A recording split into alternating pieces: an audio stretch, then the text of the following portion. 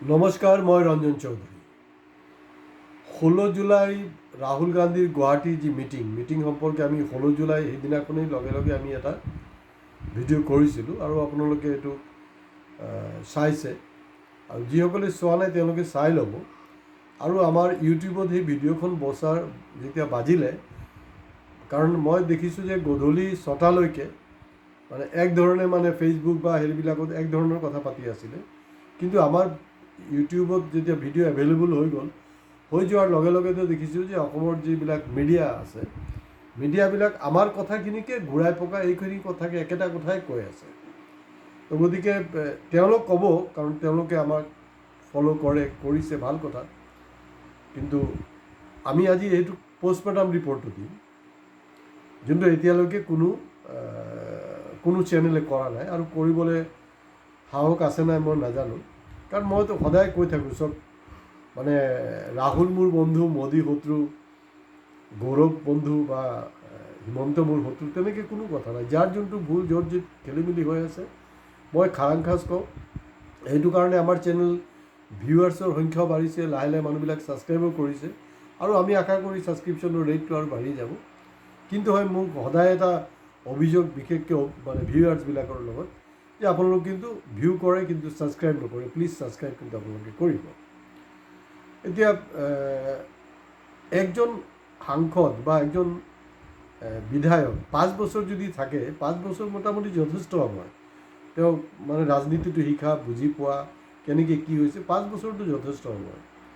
এতিয়া ৰাহুল গান্ধী ডাঙৰীয়া, তেওঁ 5 বছৰ নহয় দেই, 15 বছৰ নহয়, 20ও নহয়, 21 বছৰ। যোৱা 21টা বছৰ কিন্তু তেওঁ সাংসদ হৈ আছিলে, এতিয়াও হৈ আছে। মাজত তেওঁ কংগ্ৰেছৰ প্ৰেছিডেণ্টো হ'ল, আকৌ কিবা অভিমান কৰি ওলাই গ'ল। এইবিলাক মানে অহা যোৱা হৈ আছে আৰু তেখেতৰ।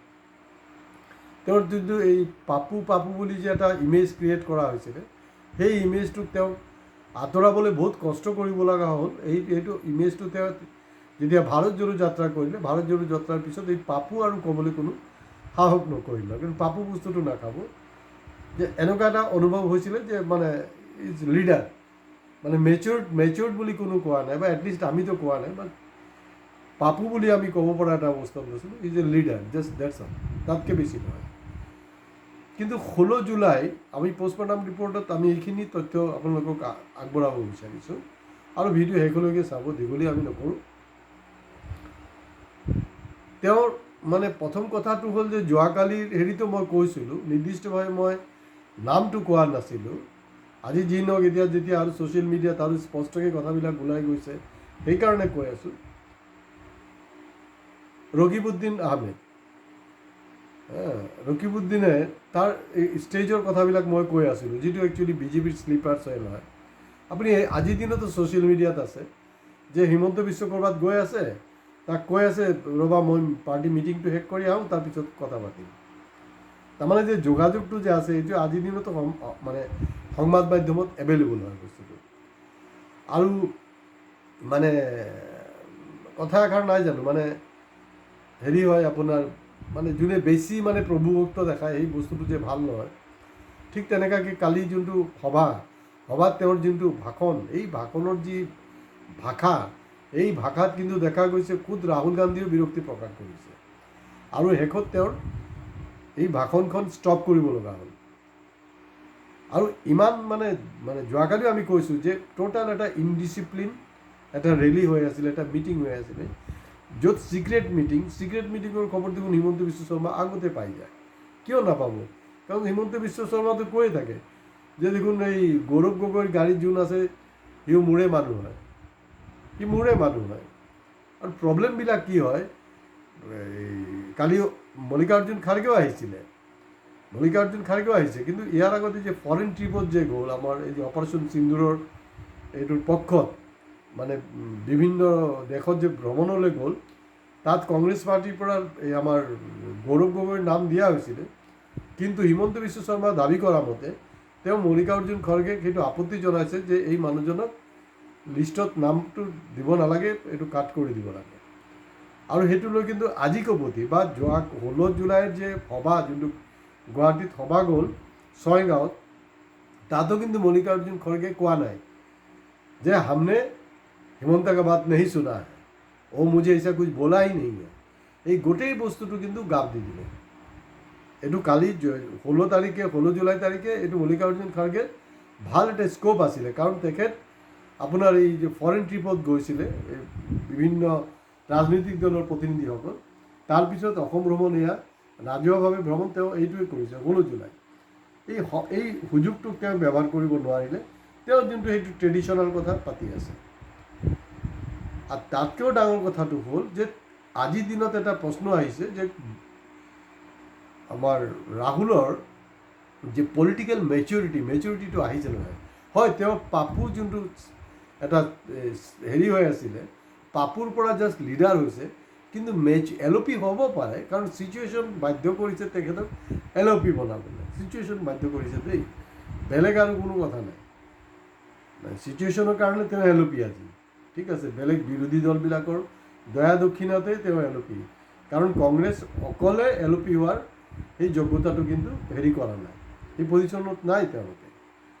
তেওঁ পাৰ্টিক ৰিভাইভ কৰিছে, চব ঠিকেই আছে, কিন্তু ষ্ট্ৰেটেজিকেলি ইমান মিষ্টেক এটাৰ পিছত এটা ব্লাণ্ডাৰ কৰি আছে তেখেতে। চাওক যে তেওঁ আগতে ৰণনীতি বনাব লাগে, তেওঁ আগতে হোমৱৰ্ক কৰিব লাগে যে মই ইয়াৰ যিবিলাক কৰ্মকৰ্তা আছে, ষ্টেট লেভেল লিডাৰ্ছ আছে, তেওঁলোকৰ লগততো কথা পাতিমেই আমাৰ ৰণনীতি কি হ'ব, বাট তেখেতৰ নিজৰ এটা হোমৱৰ্ক থাকিব লাগিব, বা তেওঁৰ হাতত ভাল স্ক্ৰিপ্ট ৰাইটাৰ থাকিব লাগিব। যেনেকৈ মোদীৰ অমিত শ্বাহৰ লগত ভাল স্ক্ৰিপ্ট ৰাইটাৰ আছে, আৰু অসমতো কিন্তু স্ক্ৰিপ্ট ৰাইটাৰ আছে দেই। এই যে আপোনাৰ 16 মে'ৰ পিছত বাংলাদেশী টালি টোপোলালৈ গুচি যাব লাগিব, এই যে কথাটো, সেইটো কিন্তু গুজৰাট বা প্ৰশান্ত কিশোৰ, গুজৰাটৰ কোনো নেতা বা প্ৰশান্ত কিশোৰে শিকাই দিয়া নহয়। 2014 কিন্তু প্ৰশান্ত কিশোৰে বিজেপিৰ কাৰণে কাম কৰিছিলে, প্ৰমোট কৰিছিলে। এইটো অসমৰে একজন ব্যক্তি, এই যে ডাইলগ, যোনটো ডাইলগ ক্লিক কৰি গ'ল, সেইটো কিন্তু অসমৰে একজন ব্যক্তিয়ে কিন্তু এই কথাটো তেওঁৰ স্ক্ৰিপ্টত, মোদীৰ ভাষণৰ স্ক্ৰিপ্টত এইটো সোমাই দিছিলে। তো গতিকে অসমতো স্ক্ৰিপ্ট ৰাইটাৰ আছে, স্ক্ৰিপ্ট ৰাইটাৰবিলাকৰ পৰা, আৰু বহুত তেওঁলোকৰ চিম্পেথাইজাৰ স্ক্ৰিপ্ট ৰাইটাৰো আছে, বিনা পইচাত কাম কৰিবলৈও সাজু আছে। তেওঁলোকৰ পৰা নলয়, এই যে ট্ৰেডিশ্যনেল সেই বস্তুটো আছে মানে আছেই। আৰু তেওঁ তেনেকৈ ধৰি লওক ক'লে যে আপোনাৰ হেৰি কৰিব লাগে, এই এৰেষ্ট হ'ব, জেললৈ যাব। এতিয়া প্ৰশ্নটো হ'ল যে সাংবাদিকবিলাক কি সাংবাদিকতা কৰিছে মই নাজানো। সাংবাদিকে চিম্পলি এটা কুৱেশ্যন কৰিব লাগিছিলে যে মোদীজীয়েতো দেখোন কৈছিলে আপোনাৰ ভিন্দক বোলে ৰবাৰ্ট বাদ্ৰা বোলে জেললৈ যাব লাগিব, জামাই ৰাজাকো জেল মে জানা পড়েগা, চাকৰি পিচিং কোৱা নাছিলে জানো? তেখেততো যোৱা নাই।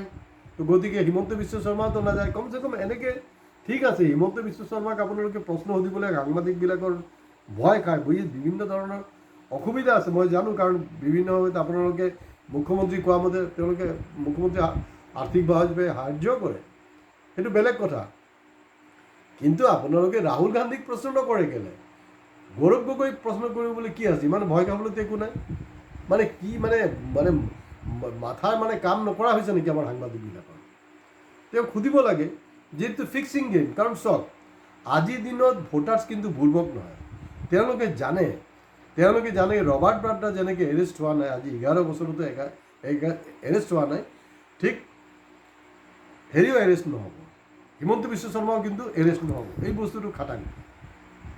এইটো মই আশা কৰিছিলোঁ যে সাংবাদিকে এইটো এটা ক্ৰছ কুৱেশ্যন কৰিব, যি নহ'লেও গ'ল।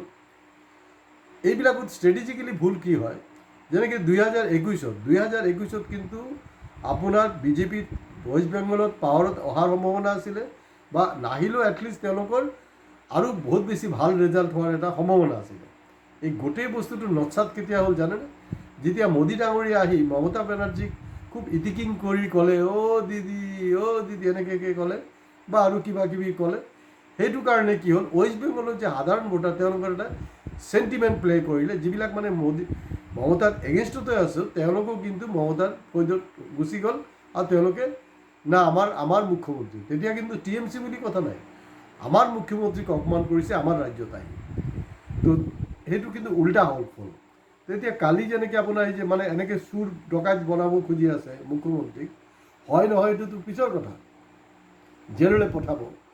সেই বস্তুটো টেকনিকেল মিষ্টেকটো হ'ল যে ইয়াত কিন্তু মই দেখিছোঁ যে অসমৰ যিটো সাধাৰণ মানুহৰ যিটো চেণ্টিমেণ্ট সেইটো কিন্তু উল্টা হৈ গৈছে, খেলটো উল্টা হৈ গ'ল। আৰু যে যি কৈ আছে মেৰে বব্বৰ শ্বেৰ তেওঁ প্ৰতিটা ৰাজ্যত গৈ কৈ থাকে, তেওঁ গুজৰাটতো কৈ থাকে, এতিয়াতো গুজৰাটতো ইলেকশ্যন আহি আছে, কিমানটা বব্বৰ শ্বেৰ ওলায়। কিন্তু অসমততো কংগ্ৰেছৰ বব্বৰ শ্বেৰ নাই বুলি ক'ব পাৰোঁ। বাঘ নহয়, মেকুৰী সংখ্যাটো বেছি, মেকুৰী সংখ্যা বেছি, বিজেপিৰ শ্লিপাৰ চেলৰ সংখ্যা বেছি। এইবিলাকতো জল পট স্পষ্ট হৈ গৈছে। আৰু লাষ্ট কথাটো হ'লগৈ আমাৰ যে আৰু এটা যোনটো ডাঙৰ ব্লাণ্ডাৰ, সেই ব্লাণ্ডাৰটো হ'ল যে আপুনি তাত কিমান মানুহ মবিলাইজ হ'ব সেইটো ফেক্টৰ নহয়, কিমানটো আপুনি ডিচিপ্লিনভাৱে আৰু এটা কোৱালিটি মিটিং, কোৱালিটি এটেণ্ডেঞ্চ আপুনি দিব পাৰে, ডেট ৱাজ ইম্পৰ্টেণ্ট। এই বস্তুটো হোৱা নাই। তাত দেখা গৈছে তাৰ মানে ৰাহুল গান্ধীক যে আপোনাৰ গামোচা দিব, গামোচা দিওঁতেও মানে ক'ব লগা হৈছে, মানে কান্দি মানে কিবা দাস লিখে নেকি কংগ্ৰেছৰ বিধায়িকা, তেওঁ ক'ব লগা হৈছে মইতো MLA হয়, মোকো হেৰি কৰিব দিব লাগে। আৰু চব মানে মাইকৰ চাউণ্ডত চব কথাবিলাক ওলাই আছে স্পষ্ট, মানে তেওঁ মানে কৰজোৰ কৰিব লগা হৈছে যে তেওঁক হেৰি কৰিব। তাৰমানে ৰাহুল গান্ধী বা কংগ্ৰেছে যে তৃণমূল পৰ্যায়ৰ নেতাবিলাকক পাত্তা নিদিয়ে, সেই বস্তুটো কিন্তু আৰু মানে ছ'চিয়েল মিডিয়াত স্পষ্ট হৈ গ'ল। আৰু এই মানে গোটেই কাৰবাৰটো মানে চূড়ান্ত মানে খেলি মেলি। আৰু যদি আপুনি এই যে কৈছে যে একদম মানে শ্বেৰ কাবাব, মানে মই দেখিছোঁ নেশ্যনেল লেভেলত কিছুৱে হিন্দী যিবিলাক ইউটিউবাৰ আছে তেওঁলোকে খুব ফালি আছে ৰাহুল গান্ধীৰ হৈ, হিমন্ত বিশ্বক ফালি আছে যে নাই মানে একদম চেতাৱনী দিয়াই, জেল মিউজকো জানা ফাল্লা কিবা কিবি। এতিয়া কথাটো হ'ল যদি আপোনাৰ লগত ইমান বব্বৰ শ্বেৰ আছে, ইমান বাঘ আছে, বাঘিনী আছে, তেতিয়াহ'লে আপুনি ছয়গাঁৱত নহয়, একচুৱেলি আপোনাৰ স্থানটো হ'ব লাগিছিলে খুদ জালুকবাৰী সমষ্টি। লাগিলে ছয়গাঁৱত যিমান মানুহ গোট খালে তাৰ 25% মানুহ তাত গোট খাওক, কিন্তু সেইটোৰ যোগেদি কিন্তু এটা মেছেজ গ'লে হয় যে নাই মানে খুদ মুখ্যমন্ত্ৰীৰ সমষ্টিত আহিও কিন্তু ৰাহুল গান্ধী এনেকৈ থ্ৰেট কৰি গৈছে, এনেকৈ ভাবুকি দি গৈছে, চেলেঞ্জ কৰি গৈছে, সেই বস্তুটোৰ কিন্তু একচেপ্টেঞ্চটো বেলেগ ধৰণে এটা মেছেজ গ'লে হয়। কিন্তু সেই বস্তুটো কিন্তু হোৱা নাই। আৰু তেওঁলোকে কি ৰণনীতি লৈছিল নাজানো, কাৰণ মই বাৰে প্ৰতি কৈ আছোঁ যে এই ৰণনীতিৰ যোগেৰে 2026 কিন্তু আপোনালোকে বৈতৰণি পাৰ হ'ব নোৱাৰে।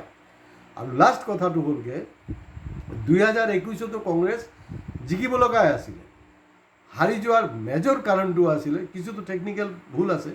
আৰু মই জনামতে তেতিয়া কংগ্ৰেছৰ মাজত দুটা ফৈদ হৈছিলে অসম প্ৰদেশ কংগ্ৰেছৰ, যে এটা গ্ৰুপে কৈছিলে না বদৰুদ্দিনৰ লগত এলায়েঞ্চ কৰিব লাগে, AIUDFৰ লগত, এটা কৈছে না কৰিব নালাগে।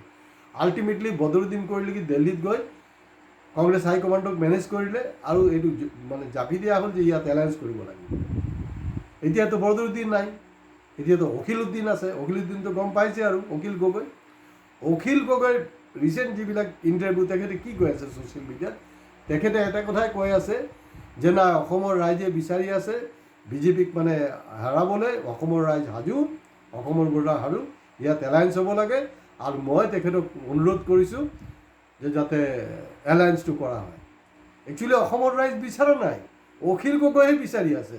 কাৰণ অখিল গগৈ খুব স্পষ্টকৈ জানে তেওঁ শিৱসাগৰ সমষ্টিত উইদাউট কংগ্ৰেছ এলায়েঞ্চ তেওঁ নিজিকে। আৰু মই ইয়াৰ আগতো কৈছোঁ, এতিয়া কৈ আছোঁ যে কথাটো শুনাত বেয়া, যে সেইটো আমাৰ টাইটেলটোৱে আছিলে, আমাৰ যোনটো বহুত মানুহে মানে হেৰি কৰিছে, ভিউ কৰিছে, ভাল পাইছে এই ভিডিঅ'খন, যে গৌৰৱৰ মূৰত গোবৰ থাকিলেহে মিত্ৰতা কৰিব। তো এতিয়া একজেক্টলি কিন্তু এই একেটা বাক্য হেৰিৰ ক্ষেত্ৰতো প্ৰযোজ্য, ৰাহুল গান্ধীৰ ক্ষেত্ৰত। গতিকে ৰাহুল গান্ধীৰ যদি মূৰত গোবৰ থাকে তেতিয়াহে অখিল গগৈৰ লগত এলায়েঞ্চ কৰিব। আৰু 2021 নিচিনা 2026 কংগ্ৰেছ আৰু এবাৰ মুখ থেকেচা খাব। যদি ভিডিঅ' ভাল লাগে শ্বেয়াৰ কৰিব, কমেণ্ট বক্সত ভাল বেয়া যেনেকৈ আপোনালোকে ভাবে কমেণ্টছ কৰিব, আৰু ছাবস্ক্ৰাইব কৰিবলৈ নাপাহৰিব। নমস্কাৰ, আজি ইয়াতে শেষ কৰিছোঁ।